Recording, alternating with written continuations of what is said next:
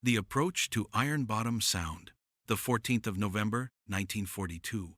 Ironbottom Sound, north of Guadalcanal. Midnight humidity hangs over the water like breath from an open wound, and the sea is black except for the faint wake glow beneath two American battleships punching through the chop at 20 knots.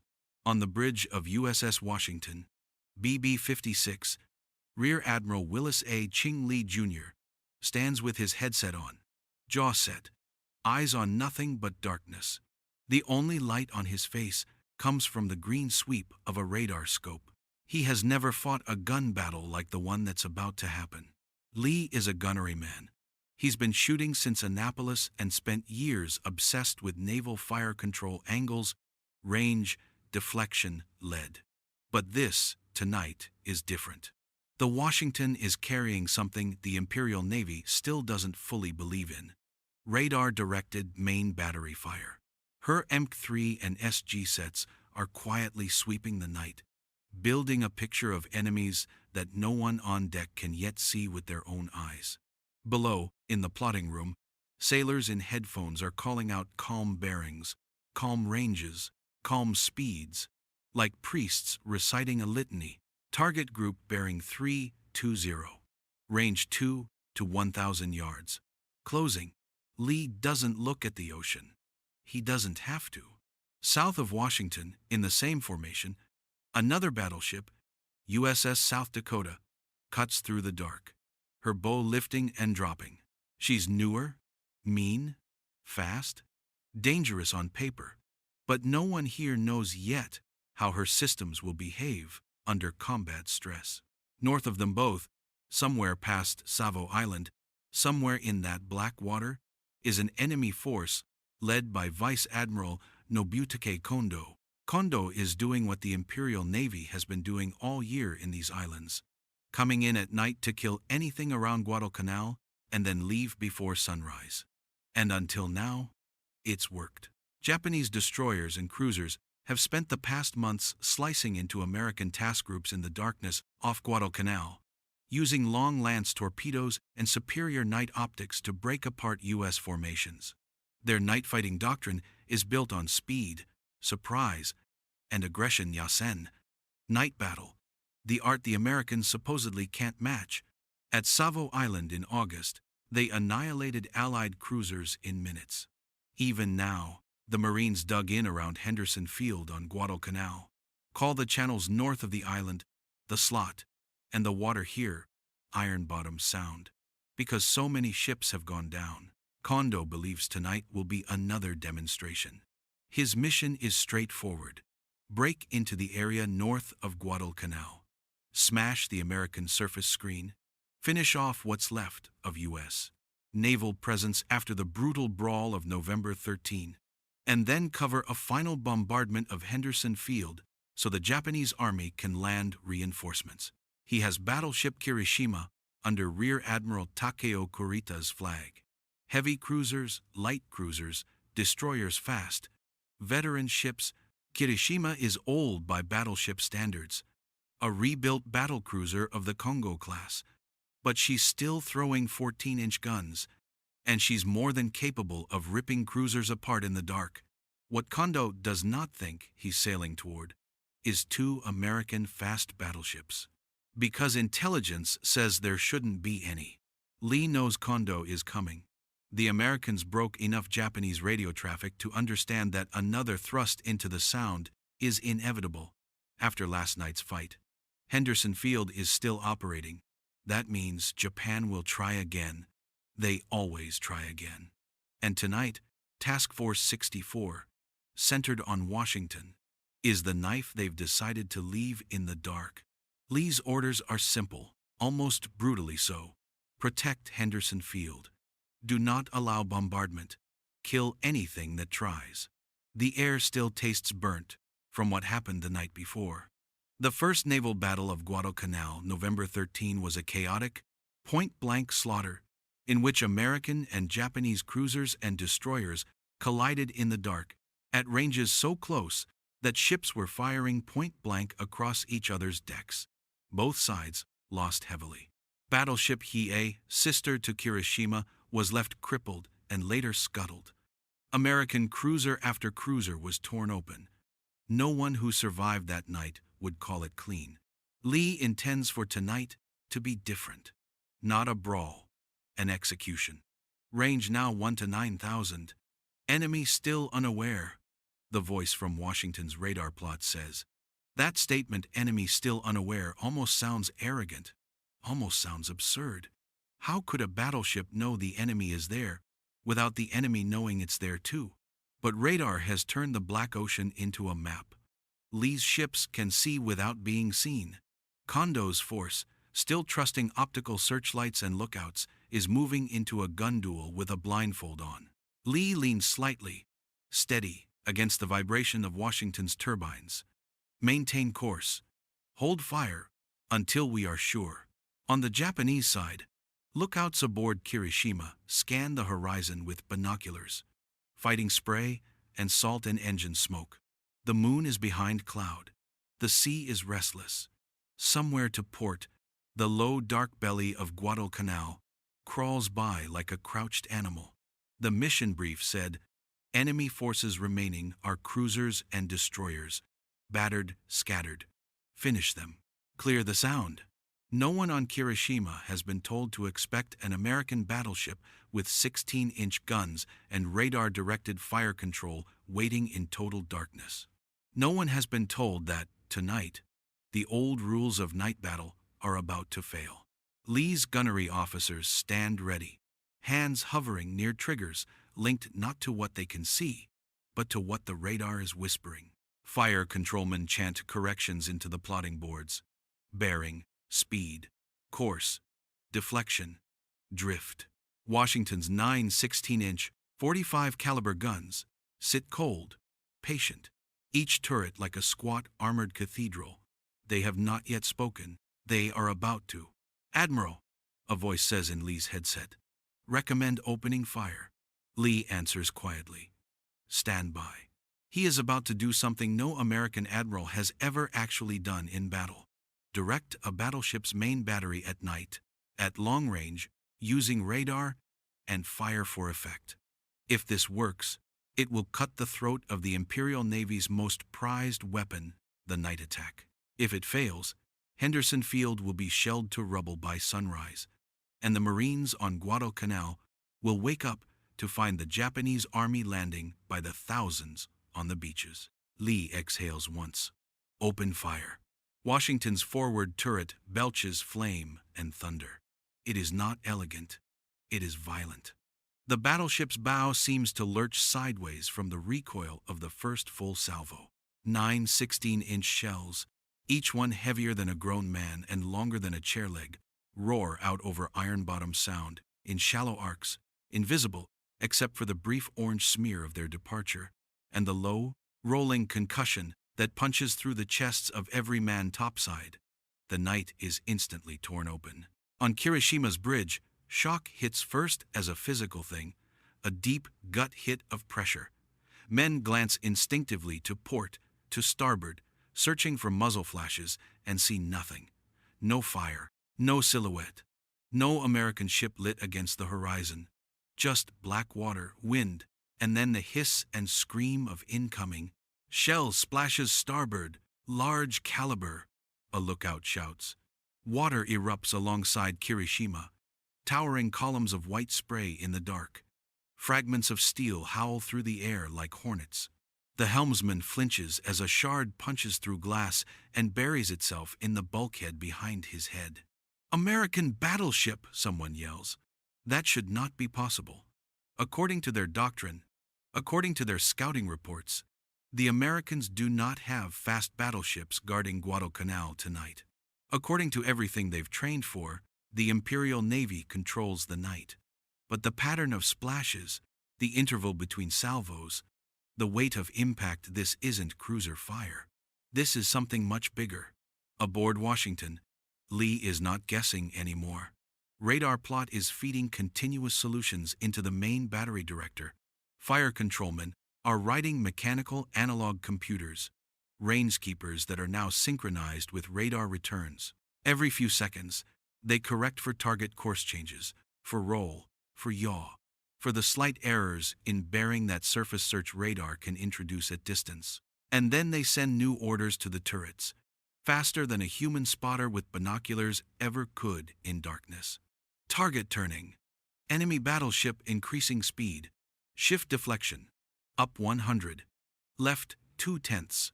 Second salvo fire. Washington's second broadside slams into the night.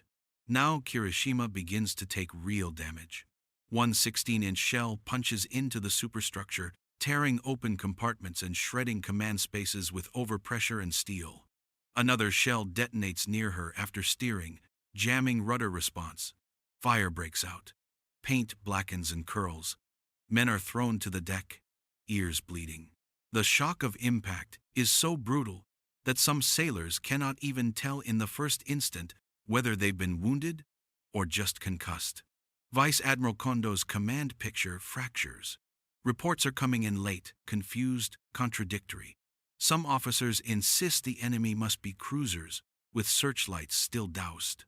Some claim they see only destroyer silhouettes. Others are yelling that they are under fire from large-caliber naval artillery and that Kirishima is already hit. Kondō had planned to sweep in, cross the American T, and rake lesser ships with gun and torpedo. Instead, he is being bracketed and walked in by an enemy he cannot see. And then, to make it worse for the Americans, and far, far worse for themselves, South Dakota reveals herself. South Dakota, following Washington, has already endured a cascade of electrical failures that began as she maneuvered and fired in the dark. Circuits are overloaded, breakers tripped, some radar sets lost. As she turns to avoid collision and to maintain position, her profile slides out of the perfect concealment Washington still enjoys. For a brief, terrible moment, she is silhouetted against Japanese searchlights and burning wreckage from earlier skirmishes in the Sound. The night explodes in her direction. Japanese cruisers and destroyers, hungry for a target they can finally see, pour rapid fire and Type 93 long lance torpedoes towards South Dakota.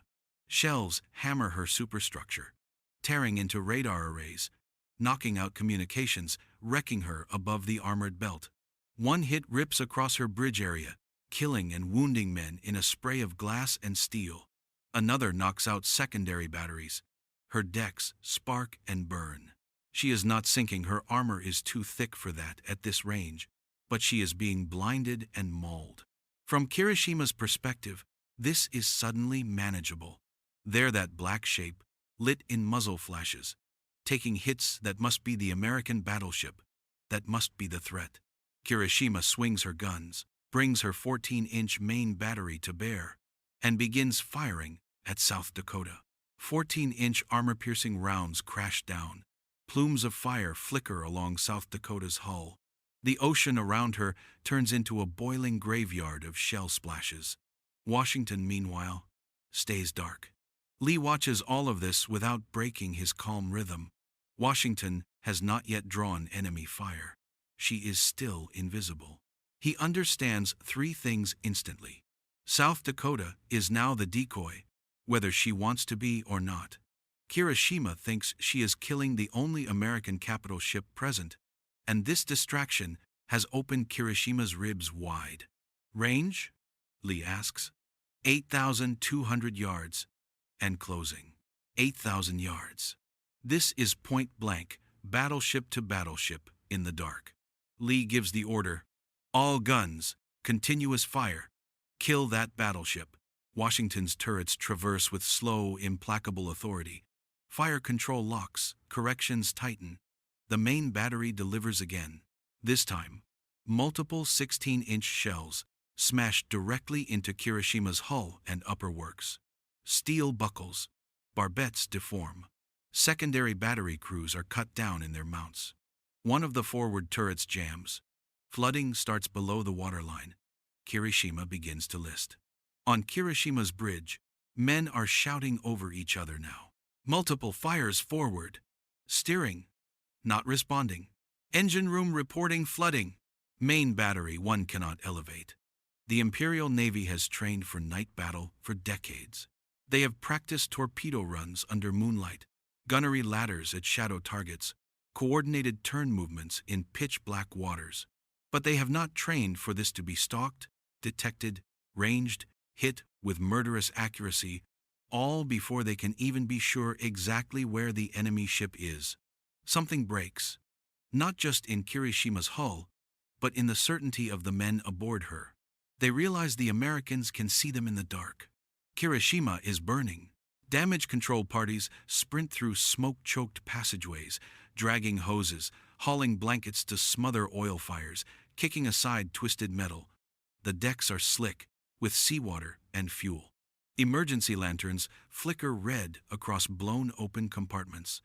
Men cough black and speak in short bursts, "Shut that hatch, shut it," because oxygen is already getting thin below. Rudder control is failing. In the steering compartment aft, sailors fight to respond to helm orders, but the gear is jammed, and the wheel shudders uselessly in their hands. Kirishima begins to swing in an uncontrolled turn, her stern digging into a slow, ugly circle. A wounded officer pulls himself upright, blood on his uniform collar, and reports up the voice tube. Steering damaged, manual control ineffective. That report, more than the hits themselves, chills the bridge. If a capital ship can't steer, she's dead. A listing battleship in a predictable circle is target practice. Washington's radar plot tracks Kirishima's turn instantly. To them, it's geometry. A smudge on the scope that was moving on one vector is now arcing on another. The rangekeepers hum as the fire control team feeds in new course data. Washington does not have to reacquire by sight. She already knows where Kirishima will be in 30 seconds, in 45, in a minute. The corrections are almost smooth. Enemy battleship circling. Range 6,500 yards. 6,500 yards is so close that a battleship's main battery fire becomes brutal, repeatable surgery. Lee speaks quietly. Keep punching. Washington's 16-inch rifles keep punching. One shell slams into Kirishima's aft turret area and detonates deep, jamming the turret and killing most of the crew inside in a single, concussive instant. Another shell crashes through the upper decks near the forward superstructure and explodes in a machinery space, shredding hydraulic lines and spraying burning oil. Fragments scream through plotting rooms and communication stations. Voices cut off mid-report. Even Kirishima's armor, never meant to go toe-to-toe with modern American battleships in a stand-up gun duel, is failing. Plates buckle, rivets shear. Internal shock knocks out electrical distribution. Gun crews on the starboard secondary batteries try to load to keep firing at South Dakota. But Washington's hail of steel hits again and again, and some of those gun mounts are simply gone now, ripped open like tin. A junior officer on Kirishima staggers onto the open bridge wing, looks out over the sea, and expects to see the enemy battleship blazing with gunfire at close range. That's what night engagements are supposed to look like. Two silhouettes, muzzle flashes, hammering the dark, men screaming orders in the open air. What he sees instead is nothing. Washington remains a phantom. Her gunnery is coordinated, timed, relentless. But she is not spotlighted. She is not illuminated. She is not broadcasting her position with searchlights. She is firing by radar solution in near total visual concealment. To the Japanese officers, this is unnerving on a level beyond simple fear. This means the Americans can project perfect lethality in pitch darkness without the traditional cues that trained lookouts can exploit. This means the Japanese are being killed by mathematics. Aboard South Dakota, the world is chaos. Her decks are torn up, fires lick across open areas, superstructure plating is rent and twisted. She's still afloat and still dangerous, but she's bleeding from a dozen non-fatal wounds. Her radar is down. Her radios are damaged. Many of her topside systems are blind or crippled. She can still shoot, but her ability to contribute decisive, aimed main battery fire in this precise moment is compromised. For all practical purposes, she has become the magnet for Japanese attention. absorbing punishment so Washington can work. And Washington is working. Lee knows he cannot linger here forever. The longer he stays, the greater the chance that long-lance torpedoes, still the deadliest surface weapons in the world at this point in the war, will find his hull. Japanese destroyers are out there, somewhere, knifing around in the dark. But he also knows the window is still open. Kirishima is not yet sunk. Until she is, Henderson Field isn't safe. Shift aim. Bring fire lower. Break her back, Lee orders. The gunnery teams comply. Main battery fire begins to walk down Kirishima's hull. A 16-inch shell punches below the waterline. Flooding surges in. Compartment after compartment starts taking on seawater. Counter-flooding orders go out, shouted and repeated. Men cranking valves and choking smoke to try to balance the list. Pumps whine. The ship groans. List increasing to starboard. Magazine temperatures rising. That second report is lethal. If heat spreads into the magazines, the storage for the battleship's main gun propellant, the risk of a catastrophic internal explosion becomes real. Men know this. They have seen photographs of battlecruisers that blew in one flash, nothing left but an oil fire and a few chunks of plating. Kirishima's captain issues the order to flood magazines. That is a last resort order. It means voluntarily drowning the ship's ability to fight in exchange for keeping her from detonating outright. On the bridge, Kondō's staff is trying to assemble a coherent picture. But more and more, the picture is just this. Kirishima is dying in circles, and they do not know exactly how the Americans are doing it. One staff officer, voice hoarse, says what everyone is thinking but not saying. Admiral, they're fire. They are using radar. The word is not new to them. They have intelligence reports about American radar. They know, academically, that U.S. ships carry sets that can theoretically detect surface targets at night. They know, academically, that the Americans are working on radar-directed fire control. But intelligence briefings and War College discussions are abstractions. What's happening here in Ironbottom Sound is not an abstraction. This is radar being used as a weapon. Washington is now deliberately raking Kirishima's command spaces. Shells smash into the bridge area. Officers are thrown to the deck. Voice tubes are severed. The helmsman and his relief both go down in a howl of splinters and superheated air. Communications with engine rooms cut in and out, then fail entirely. Control is slipping. The list worsens. Kirishima's bow rises slightly, then drops again, sluggish, like a boxer who doesn't yet know he's already unconscious. Washington's fire slackens not because Kirishima is no longer a threat, but because Washington's gunners need to confirm she's not going to regain control and throw a desperate salvo back. Even crippled, even half-drowned, a battleship can still be lethal if allowed one last accurate broadside at close range. But Kirishima's main battery is mostly silent now. Turrets jammed. Traverse gears destroyed. Crew dead or choking in the dark. Her world is tilting. The order goes out aboard Kirishima to prepare to abandon ship. It is still night when Washington and South Dakota disengage. Lee does not press into some cinematic pursuit. He does not swing wide and try to duel every cruiser still lurking off Guadalcanal. He has done the job he came here to do.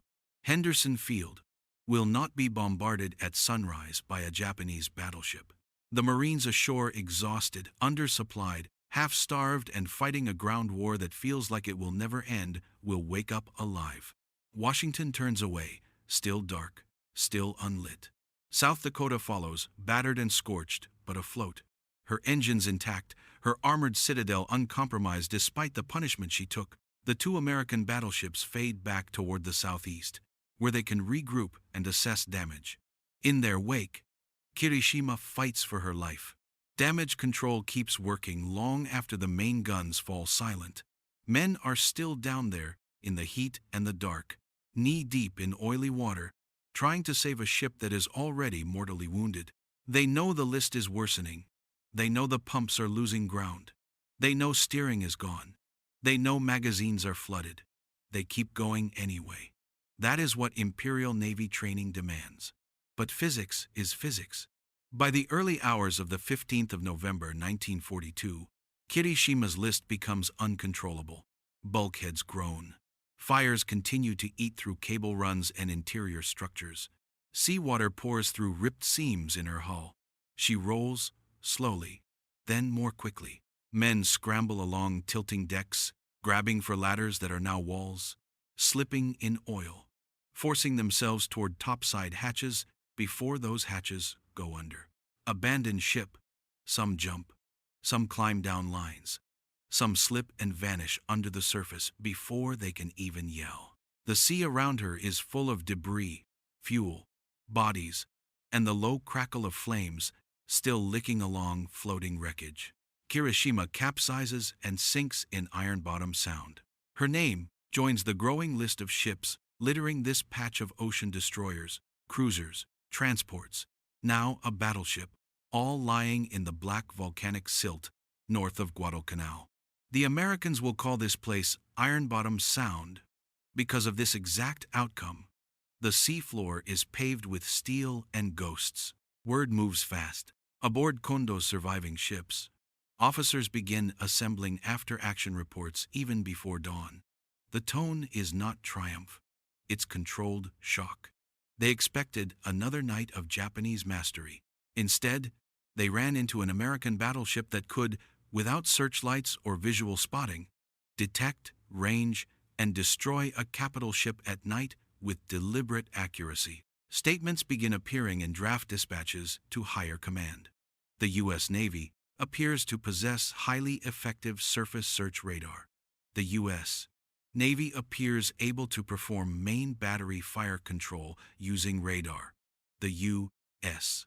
Navy was able to concentrate accurate, heavy fire in darkness at ranges and speeds previously assumed impractical. Underneath the formal phrasing, one truth is obvious. Japanese night doctrine, the edge they have relied on since the start of the Pacific War, just cracked. For months, the Imperial Navy's confidence had been absolute. Night action was theirs. Lookouts trained for years. Torpedo crews drilled endlessly with the Type 93 oxygen torpedo, the Long Lance, a weapon that could reach incredible ranges at high speed with a heavy warhead and virtually no wake. Cruiser captains believed they could knife into any American screen in the dark, fire spreads of long lances, and vanish before dawn. Battleships like Kirishima and Hiei were supposed to follow that chaos and finish whatever was left. Guadalcanal had rewarded that doctrine again and again until now. What stunned the Japanese Admiralty was not just that Kirishima was lost. Battleships can be lost in war. What stunned them was how she was lost. Kirishima was not taken in daylight by aircraft. She was not caught fleeing by submarines. She was not hammered to pieces by massed American cruisers at suicidally close range. She was, instead, selectively hunted in the dark and surgically dismantled by an enemy battle wagon that remained effectively invisible throughout most of the engagement. That implies a revolution. It means that from this point forward, if the Americans have more ships like Washington, and they do then, any attempt to run fast surface groups into confined waters at night is no longer a guaranteed Japanese advantage. The math, which always quietly underpinned doctrine, has shifted. By sunrise over Guadalcanal, the sky just beginning to pale gray over jungle ridgelines and muddy foxholes, the Marines at Henderson Field are still on their feet. Henderson's makeshift airstrip is scarred, cratered from previous bombardments, but not freshly pulverized. Ground crews move out onto the strip. Pilots stretch sore shoulders and climb into cockpits of F-4F Wildcats and SBD Dauntlesses. Planes can still fly. That means daylight air power will once again hammer any Japanese transports still daring to approach. That, in turn, means the Japanese Army's dream of quickly retaking Guadalcanal is slipping out of reach. All because one American admiral trusted a green radar scope more than the human eye. On Washington, as the sun finally threatens the eastern horizon, Lee walks the damage control stations and gunnery plots. He checks on his men. His face is tired, but expressionless. He doesn't brag. He doesn't deliver a speech about changing naval warfare. He knows better than to romanticize what just happened. He has seen what happens when navies get proud and stop thinking. But those around him understand the scale. The lessons are already forming, even if no one writes them down in this exact language yet. The U.S. Navy can now fight and win a decisive surface engagement at night. Battleship radar fire control is not theory. It's lethal reality. And the Imperial Navy, which has treated night battle as sacred ground, no longer owns the dark. In Tokyo, and at Forward Fleet Headquarters, the after-action accounts from Guadalcanal filter upward, and what they describe cuts against years of training and pride. For the Imperial Japanese Navy, night action had been a core identity. Officers had built their careers on it.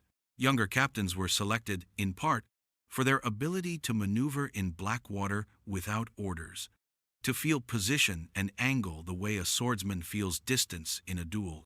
Gunnery officers prided themselves on optical spotting, on reading shell splashes in moonlight and walking fire in by instinct.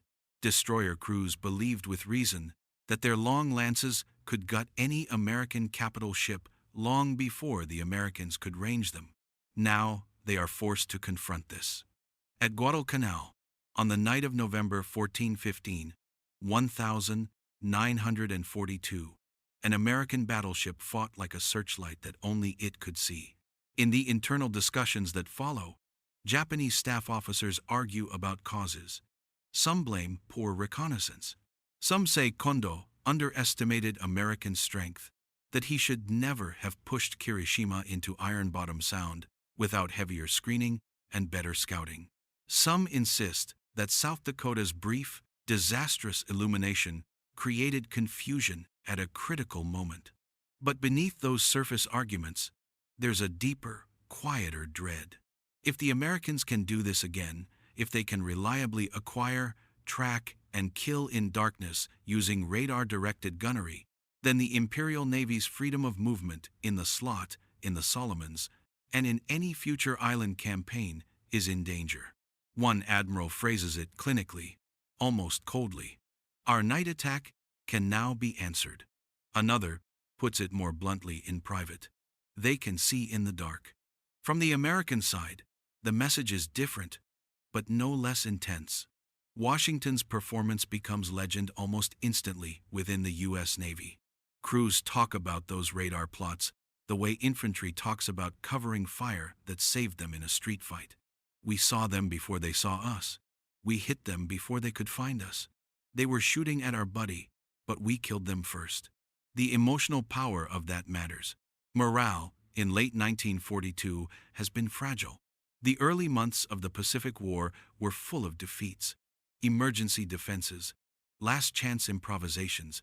Guadalcanal itself has felt like a knife fight in a ditch. But now there is proof that American steel, American crews, and American electronics can break the Imperial Navy surface to surface, up close, with no carrier air wing overhead and no sun in the sky. That, for the men who have been bleeding in the slot for months, feels like a turning point you can touch.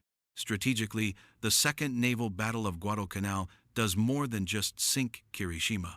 It preserves Henderson Field at a moment when the island's fate is still in doubt. Henderson Field, in turn, keeps pounding Japanese reinforcement convoys by day. Those convoys, unable to land heavy equipment and supplies in the face of daylight air attack, increasingly rely on Tokyo Express, high-speed destroyer runs at night, runs that become more and more dangerous as the Americans learn to fuse radar, gunnery, and aggressive interception. In other words, one night in Ironbottom Sound helps strangle Japan's last real shot at retaking Guadalcanal. And Guadalcanal is not just another island. It is the first time in the Pacific War that Japan's forward expansion stops and begins to roll backward. From this campaign on, the Imperial Navy will be forced more and more onto the defensive trading bold night thrusts for desperate reinforcement attempts, then for evacuation under pressure. The aura of inevitability that surrounded Japanese naval power in early 1942, the sense that they moved where they wished, struck when they wished, and vanished untouched, begins to erode. In quiet moments after the battle, some American officers put it in plain terms. We didn't just save the airfield, we proved the big guns still matter.